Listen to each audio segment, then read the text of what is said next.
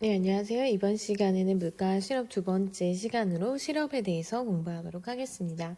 오늘은 실업의 의미는 무엇인지 살펴보고요. 실업으로 인해서 미치는 개인적이고 사회적인 영향에 대해서 알아보고요. 그리고 실업의 종류 네 가지가 있는데 발생 원인과 해결 방안까지 살펴보도록 하겠습니다. 그리고 마지막으로 가장 중요한 건데요. 내 실업률을 어떻게 계산하는지, 경제 관련 인구를 어떻게 구분하는지에 대해서 배워보도록 하겠습니다. 여러분 뉴스 보시면요. 얼마 전에 이스타 항공에서 대량 해고와 관련된 기사가 났어요. 그래서 이제 대량 실업이 현실화되는 거 아니냐라는 제목의 기사가 나왔습니다. 그래서 이 실업 문제는 굉장히 심각한데요. 일단 실업이라고 하면 의미부터 좀 알아보면요. 일할 능력과 능력도 있고요. 그 다음에 중요한 거는 사실 실업자 구분할 때 의지가 있어야 됩니다. 일할 의사 또는 일할 의지가 있는데 이게 둘 다 있는데 일자리가 없는 상태가 실업입니다. 선생님이 다시 한번 강조를 하지만 중요한 부분은 일할 의지예요. 내가 일할 의지가 있어야 되는데 그럼에도 불구하고 일자리가 없는 것을 실업이다 이렇게 이야기를 합니다. 우리가 흔히 알고 있는 백수는 실업자로 분류되지 않아요. 왜냐하면 일할 의지가 없다라고 보기 때문에 실업률 계산에서 제외가 되거든요. 그래서 실업은 일할 능력과 의지가 모두 있지만 일자리가 없는 경우를 실업이라고 한다. 이렇게 알아두시면 됩니다. 그러면 실업의 역량을 좀 살펴볼게요. 실업의 역량은 개인적인 부분에서 미치는 영향을 먼저 살펴보면요. 아무래도 실업 일자리가 없다 보면은 생계 유지가 어렵겠죠. 소득이 없다 보니까 생계 유지가 어렵고요. 그리고 불안하겠죠. 이런 게 개인적으로 미치는 영향이라면 우리 사회적으로 미치는 영향은 실업자가 늘어나면 아무래도 일을 해야 되는 사람이 못하고 있기 때문에 인적 자원이 낭비가 되고요.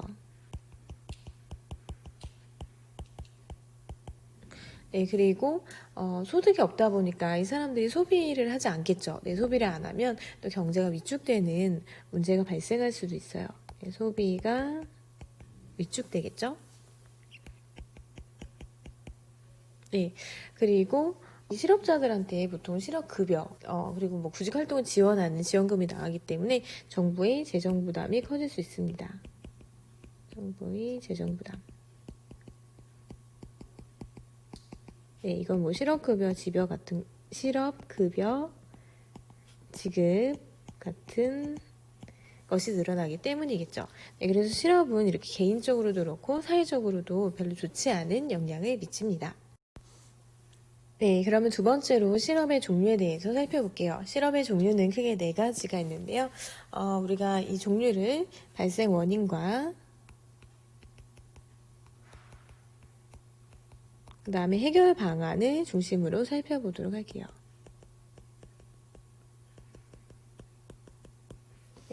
먼저 첫 번째는 경기적 실업이에요.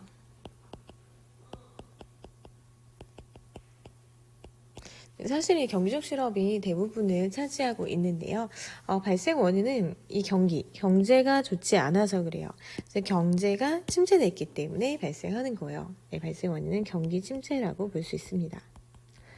경제가 성장하는 과정에서는 아무래도 생산이 많이 이루어지다 보니까 고용도 많이 늘어나요. 근데 반대로 경제가 안 좋아지는 경우에는 생산이 줄어들고 그러다 보니까 고용이 줄어들게 되는 거죠. 이런 경우에는 어떻게 해결할 수 있냐면 경제를 살려야겠죠. 그럼 경제를 살리기 위해서는 정부가 할 일은 정부가 돈을 많이 풀어야 됩니다. 정부의 재정 지출을 늘려서 경제를 좀 활성화시키는 방안을 생각을 해야 돼요. 즉 사람들이 어떤 소비를 늘릴 수 있는 방안을 유도하고 정부가 투자를 많이 해서 일자리를 많이 만들어야겠죠. 또 기업도 양질의 일자리를 만들 수 있게 정부에서 지원해 줄 필요가 있겠죠. 그 다음에 두 번째 실업의 종류는 구조적 실업입니다. 구조적 실업은 이거는 산업 구조가 바뀌면서 발생하는 실업이라고 보시면 돼요. 새로운 기술의 도입으로 네, 새로운 기술이 도입돼서 산업 구조가 변화해서 발생하는 실업입니다.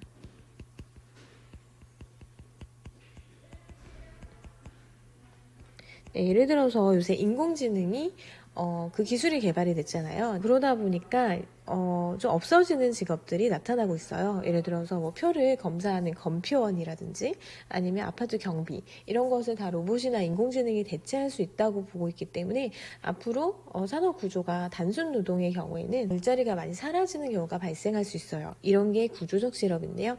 이럴 때 해결하기 위해서는 그 사라지는 일자리를 갖고 있는 사람들한테 교육을 시켜주면 되겠죠. 그래서 인력 개발이라든지 네, 아니면 뭐 직업 훈련을 시켜서 이 사람들이 새로운 일자리를 찾을 수 있게 이동시켜주는 방안을 마련하면 됩니다. 그 다음에 세 번째는 계절적 실업인데요. 계절적 실업은 말 그대로 계절적인 요인 때문에 계절의 변화 때문에 발생하는 실업입니다.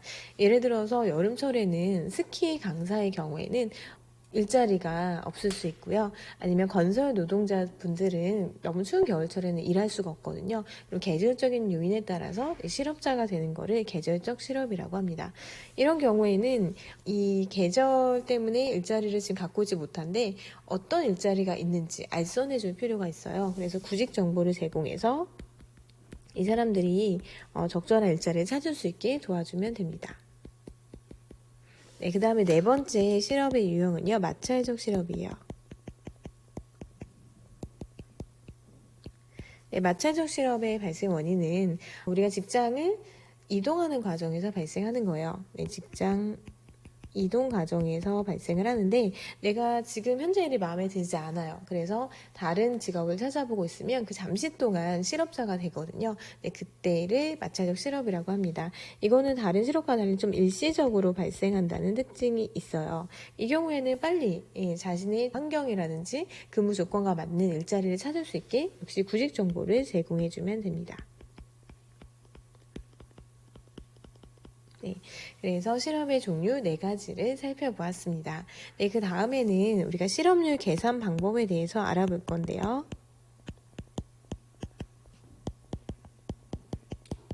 네, 실업률을 계산하기 위해서는 일단 여러분이 경제와 관련된 인구를 구분할 수 있어야 돼요. 이거를 먼저 정리해 볼게요. 네, 인구를 구분해 볼게요. 네, 지금 여러분 전체 인구가 이렇게 있다고 치면요. 네, 우리나라 전체 인구예요, 이게. 그러면 일을 할 수 있는 능력을 갖고 인구를 구분합니다. 우리나라에서 노동이 가능한 연령은 15세예요. 그래서 15세를 기준으로 해서 그래서 15세 이상의 인구를 우리가 뭐라고 하냐면 이 인구를 노동 가능 인구라고 합니다. 네, 노동 가능 인구예요. 그러면 이 노동 가능 인구 중에서 또 일할 의지가 있는지 없는지를 보고 인구를 또 나누는데요. 이 노동 가능 인구 중에서예요. 15세 미만 제외하고 일할 의지에 따라서 선생님이 실업자의 의미에서 실업은 일할 의지와 능력이 있음에도 불구하고 일자리가 없는 거라고 이야기를 했는데요. 이 인구 중에서 일할 의지가 있는 사람이 있고요. 일할 의지가 없는 사람이 있겠죠. 네, 우리가 일할 의지가 있는 사람을 뭐라고 하냐면 경제활동 인구라고 합니다. 네, 그리고 일할 의사가 없는 사람들을 뭐라고 부르냐면 비경제활동 인구라고 해요. 네, 그러면 일할 의지가 없는 이 비경제활동 인구에 들어가는 사람들이 어떤 사람들인지 살펴보면요. 여러분 가정주부. 네, 가정주부는 일할 의지가 없다라고 보고 있고요. 우리 여러분과 같은 학생. 네, 학생도 지금 당장은 일할 의지가 없다고 봐요. 네, 그냥 학교에서 공부를 하려고 한다 이렇게 생각을 합니다. 그래서 일반적으로 학생은 비경제 활동 인구로 빠지고요. 그리고 취업을 준비하는 사람들, 취업 준비생인데요. 이 취업 준비생에는 뭐 공무원 시험을 준비하는 사람도 있을 수 있고 등등이 있는데 더 나은 그런 직업을 갖기 위해서 지금은 준비를 하는 단계라고 봐요. 그래서 당장은 구직 의사가 없다, 일할 의사가 없다라고 봐요. 그래서 이런 사람들이 비경제활동 인구로 빠져나갑니다. 그러면 실업률을 어떻게 계산하냐 하면요. 일자리가 있는지 없는지를 봐요. 일자리. 그래서 경제활동 인구 중에서 여기 경제활동 인구 중에서 일할 의지가 있음에도 불구하고 일자리가 있는 사람이 있고 없는 사람이 있겠죠.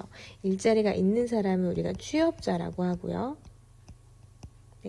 그리고 일자리가 없는 사람은 실업자라고 합니다. 실업자. 그래서 선생님이 처음에 정의해서 다시 한번 말씀드리면 일할 의지가 있음에도 불구하고 일자리가 없는 사람이 실업자였어요. 실업자. 그럼 실업률 계산은 어떻게 하냐면 실업률은 어떻게 구하냐? 실업률 계산은 이렇게 쓸게요. 실업률은 분모가 경제활동 인구예요. 경제활동 인구분의 실업자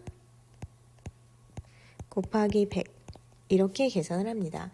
그러면 이제 곱하기 100을 했기 때문에 이 실업률도 당연히 %로 나옵니다. 그래서 몇 퍼센트 이렇게 되는데요. 이 실업률을 계산할 때는 분모가 전체 인구가 아니라 이 경제활동 인구만을 대상으로 한다는 거. 즉, 비경제활동 인구는 실업률 계산에서 모두 제외가 됩니다. 우리나라 같은 경우에는 여러분 실업률이 굉장히 높을 것 같지만 주변에서 취업하기 힘들다 이렇게 말하는 사람들이 많거든요. 그래서 실업률이 높을 것 같지만 사실 그렇게 높진 않습니다. 우리나라 전체 실업률을 보면요. 전체 실업률은 4% 정도예요. 보시면 4.3%, 최근 6월을 봤을 때 이렇고요. 청년 실업률은 조금 높은데요. 청년 실업률은 10%가 넘었어요. 근데 우리나라 실업률이 조금 낮다는 거는 다른 나라랑 비교하면 알 수 있는데요. 물론 코로나 상황 때문에 실업률이 높아진 것도 있지만 미국의 경우를 보면요. 미국은 실업률이 14%에 가까워요. 거의 15% 가까이 되고 있죠. 우리나라가 4%대인데 비해서 미국은 코로나19의 영향을 더 많이 받은 것 같아요. 그래서 실업률이 굉장히 높이 올라간 상황입니다. 우리가 예전에 그리스 같은 경우 굉장히 청년 실업률이 심각했는데요. 40%대를 기록하기도 했습니다. 그래서 우리나라는 다른 나라 OECD 국가들에 비해서 실업률 자체는 낮아요. 근데 왜 낮냐 하면 사실 청년의 경우를 보면은 대부분이 비경제활동 인구로 빠져 있어요. 왜냐하면 취업 준비생이 굉장히 많거든요. 특히 공무원 시험을 준비하는 사람들이 많기 때문에 공식적인 실업률은 굉장히 낮아요. 하지만 이런 사람들까지 포함한다면, 즉 공무원 시험을 준비하거나 단기 알바를 하는 이런 사람들까지도 실질적으로 실업자로 넣었을 때 실업률을 확장 실업률이라고 하는데요. 우리나라의 확장 실업률은 25%가 넘습니다. 지금 자료를 보시면 우리나라의 청년 확장 실업률이 25.6%예요. 그래서 4명 중에 1명은 실업 상태다라고 볼 수 있죠. 그래서 실업률 계산할 때 이게 비경제활동 인구가 제외된다. 그래서 좀 정확하게 체감 실업률, 사람들이 느끼는 실업률과 맞추기 위해서 확장 실업률이라는 거를 만들어서 2015년부터 발표를 하고 있습니다. 그런데 확장 실업률에 따르면 실업률이 높은데 특히 청년의 경우 그 이유는 우리나라는 취업 준비생이 많기 때문이다. 이런 내용을 정리해 두시면 되겠습니다.